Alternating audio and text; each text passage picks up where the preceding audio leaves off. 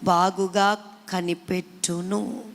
తన బిడల కొరకు ఒక గుణవతి అయినటువంటి స్త్రీ, గుణవతి అయినటువంటి తల్లి, ఆమెకున్నటువంటి లక్షణాలు ఏ రీతిగా ఉంటాయో ఇక్కడ పరిశుద్ధ గ్రంథం వివరణ ఇస్తూ ఉంది.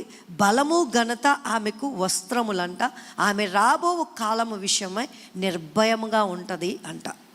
బలము ఘనత ఈ రెండు కూడా బిడల వలన మాత్రమే వస్తాయి. గుర్తుంచుకోండి. బలం ఏంటి అంటే మానసికంగా, మెంటల్గా, లేకపోతే ఫిజికల్గా ఎప్పుడు స్ట్రాంగ్గా ఉంటాం తెలుసా? మన పిల్లలు భయభక్తులు కలిగి మన మాటకు లోబడి మన మాట ప్రకారం జీవిస్తూ మనం చెప్పింది చేసినప్పుడు మనకు ఒక బలం ఉంటుంది తెలుసా? ఎంత స్ట్రాంగ్గా ఉంటామో.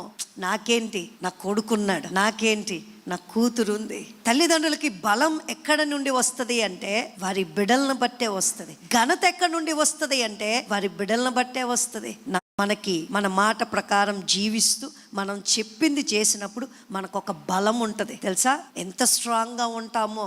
నాకేంటి, నా కొడుకున్నాడు, నాకేంటి, నా కూతురు ఉంది. తల్లిదండ్రులకి బలం ఎక్కడ నుండి వస్తుంది అంటే వారి బిడలను బట్టే వస్తుంది. ఘనత ఎక్కడ నుండి వస్తుంది అంటే వారి బిడలను బట్టే వస్తుంది. నా కొడుకు ఈ రోజున ఈ స్టేజ్లో ఉన్నాడు, ఊరంతా కూడా వారి అబ్బాయి అండి అని అంటూ ఉంటే ఈ తల్లికి ఘనత, ఈ తండ్రికి ఘనత.